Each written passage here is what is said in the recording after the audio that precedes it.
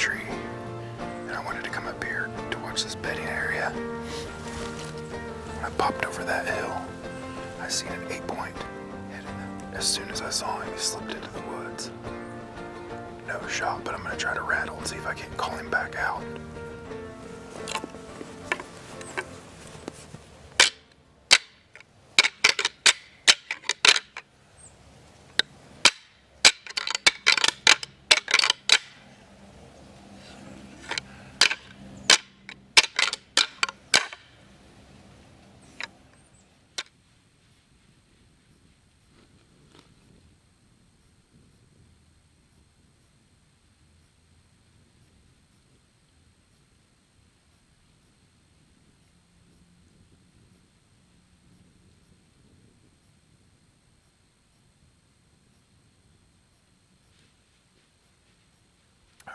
So here's the deal. I was getting ready to get up and go back down to the field for the evening. And I get on my knees and start to grab the camera to put it up. And I hear something and I look, and there's a doe standing down there. And I have 2 doe tags. So I grabbed the gun, scope her up, made sure it was a doe, clicked the safety off. She goes running up the hill out of my shooting lane, and out steps a little 6-point buck. She ran up the hill and he ran up my shooting lane right to me. You know, I had him 30 yards. But not what I'm looking for. So now I'm torn. I don't know if I should go back down to my field, because I've seen 2 bucks and a hot doe, obviously. I don't know what to do. I may just sit here. If there's a hot doe in this ridge right here, I mean, I'd be stupid to walk away from that. I don't have a tripod. All I have is this tree arm. And I can't put it on a tree. That's my camera bag. So I've been resting the camera on this. There she is.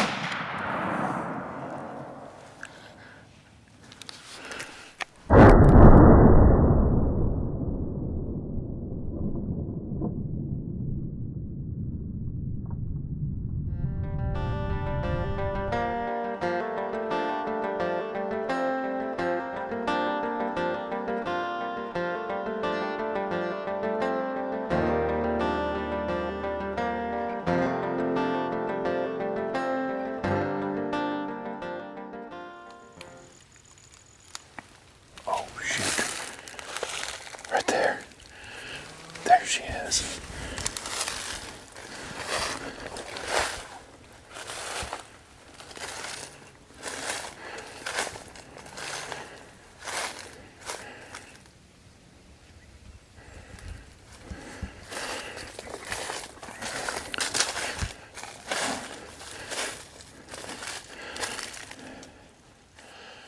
All right, morning. Rifle season day 2. Cole didn't see a deer yesterday. The goal is, I'm watching this way, Cole's watching that way. We hope that a buck will cruise this trail like he did yesterday, and Cole will get a shot. I brought my rifle, but my main intention is just to film him. But I brought the rifle just in case, because you never know what might happen. So, if we can get a buck to be in here like yesterday, Cole's gonna tag out.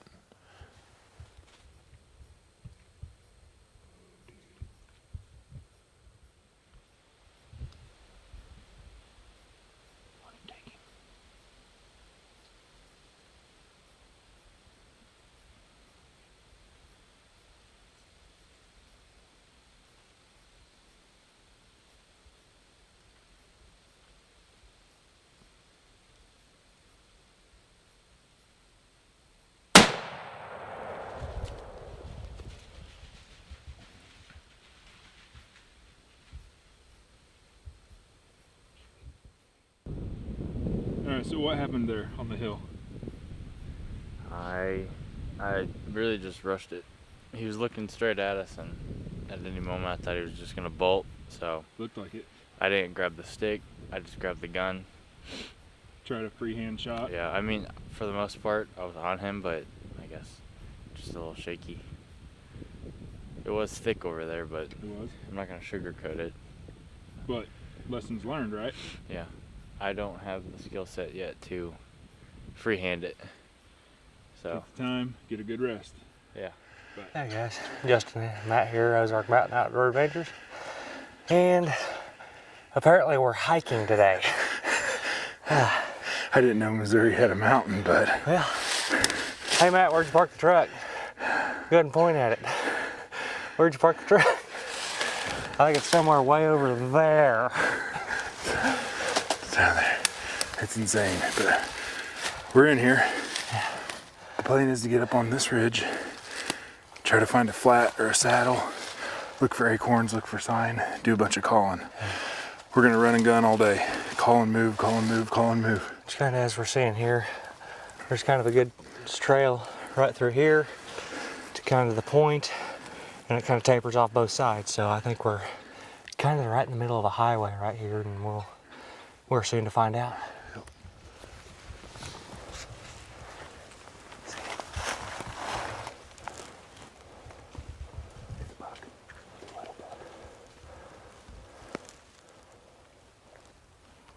I think he's coming back.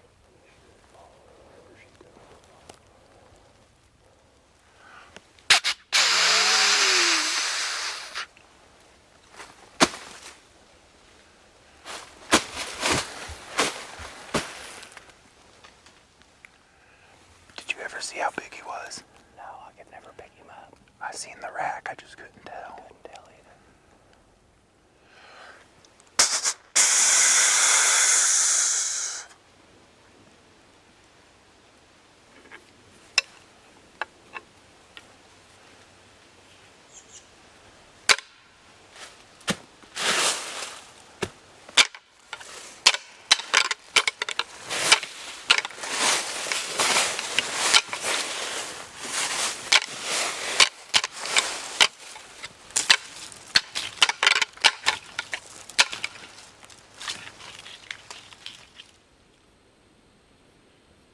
Okay, where is he?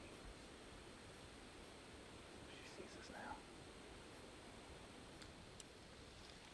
I'm on her.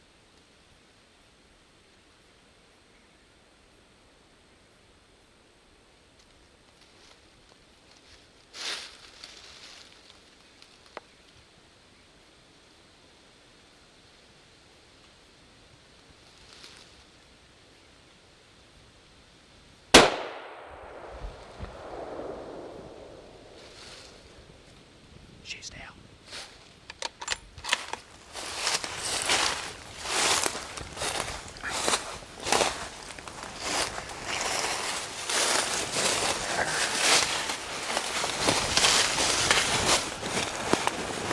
Is that a baby?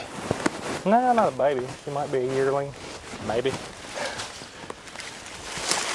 see.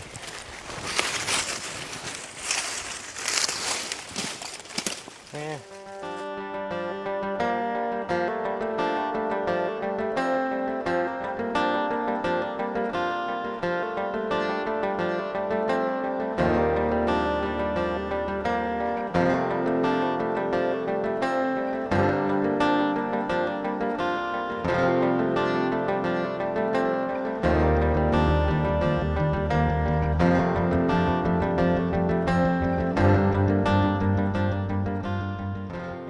Hey guys, finally back. Made it to the skinning shed with the kill of the day here. Couldn't get landed on one. I was behind the camera while Matt was hunting. We stomped some ground and everything. Seen some real good deer sign throughout the day and heard one at last light. Just couldn't get on them. Just some new ground that we was trying out and everything, and you know, sometimes that happens. So this is what we got for the day. It was a real good day to hunt. Got off in some country that I guarantee not a lot of people have ever seen, and it was a pretty good day. Fact. We got in there. All right, back to work tomorrow for you, huh? Yes, sir. Tagged out. Tagged out and back to work. All righty, folks. Thanks for tuning in.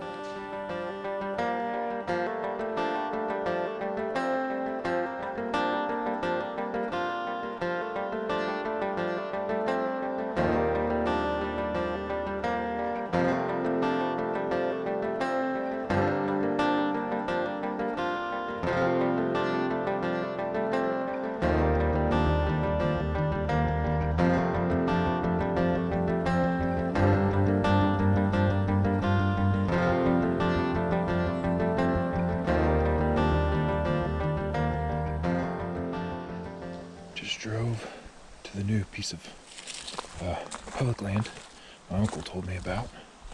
Just got here. It's 1,000 acres. I'm okay spending the rest of the day here. I'm just kind of going to mill around and check it out. Maybe jump something up. We'll just see where the day takes us.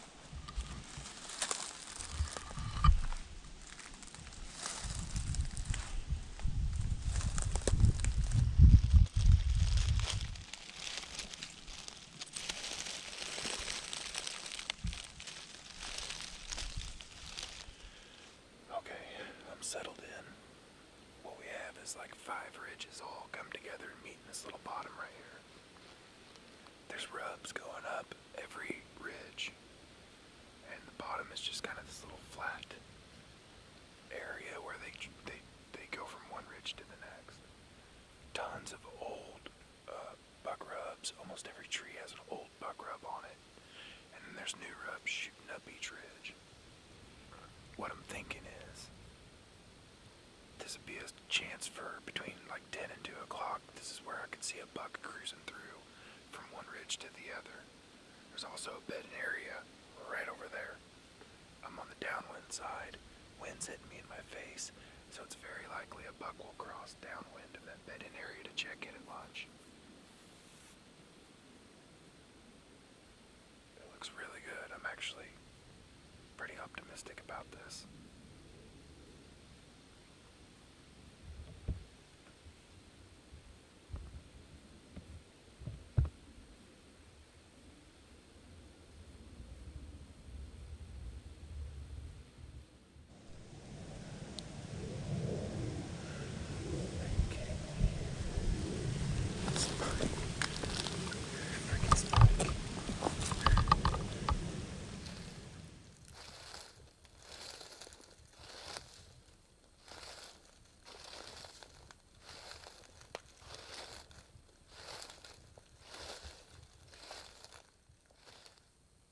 Back in the same spot on public.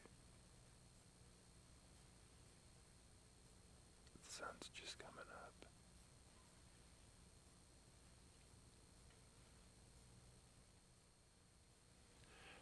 I'm ready to be done hunting. I just sat down. Gonna eat a lunch of champions here. I've eaten the same thing every day.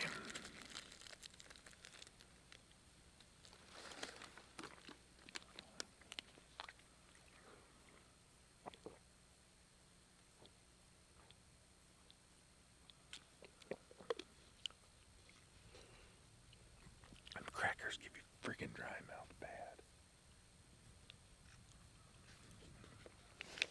It's like eating a friggin' cotton ball. To you guys that have places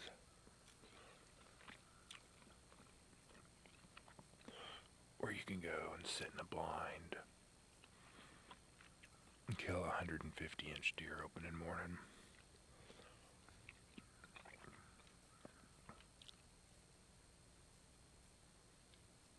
And to know that it'll happen that way, and then it does. Congratulations. It's not that easy for some of us. Today's Friday.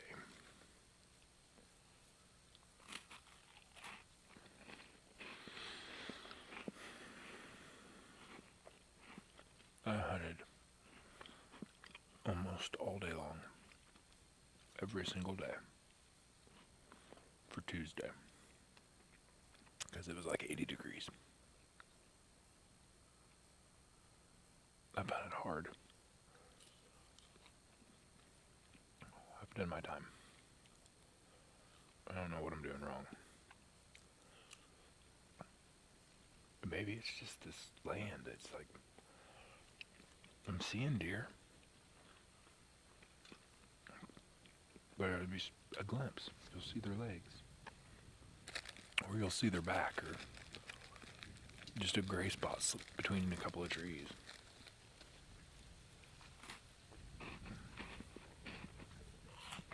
Or you have them 5 feet away, like I did earlier. Only problem with that, do you want to drag a doe 1.6 miles to the truck?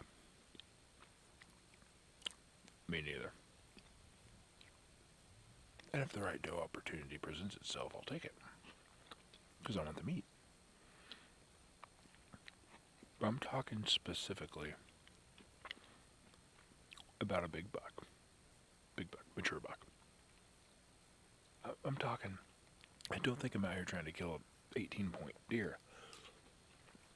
I'm talking about a good, solid 8-point buck, or bigger.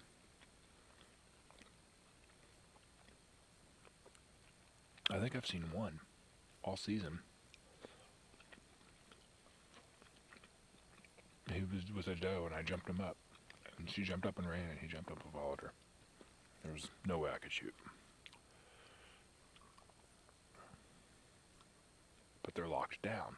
So that's the other thing. You can't just sit and wait, because they're not moving.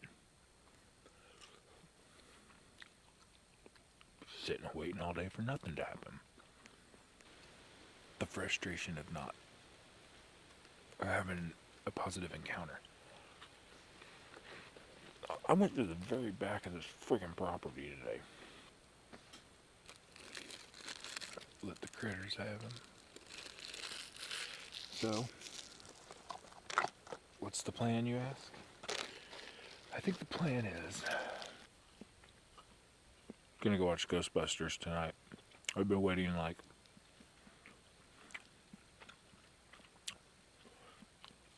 35 years for this. I'm pretty jacked up. It looks good. Alright. Last little bit of dessert. We'll take a drink.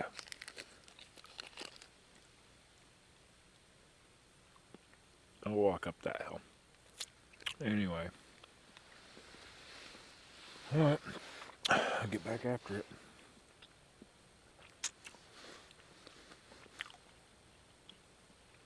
Have a wonderful day. It's the second Saturday morning.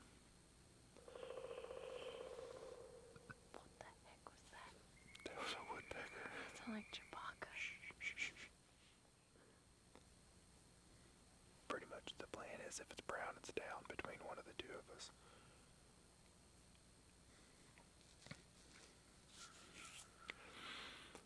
We need some meat.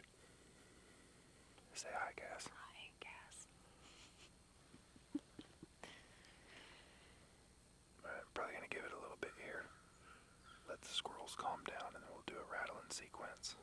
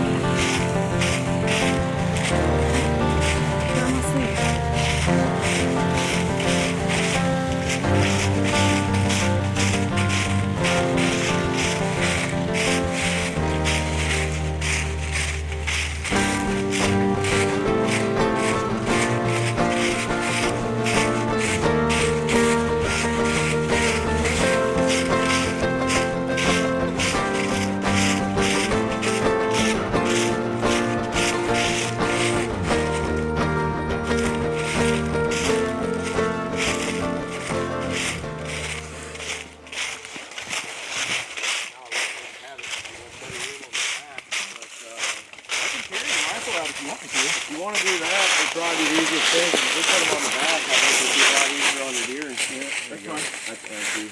Doesn't even have nothing in it. Over there. I haven't seen nothing over here really this year. I bow hunted over here last Friday. I've been killing them over here ever since. I swooped in and killed one of your deer. No, dude. It's public ground for a reason. I'm glad we have it. You know what I mean? Yeah. And we weren't even that close, really. Like, you could have been hunting here and me hunting there, and we would have never even known each other there unless we fired, you know? Right. Cool. Oh my gosh.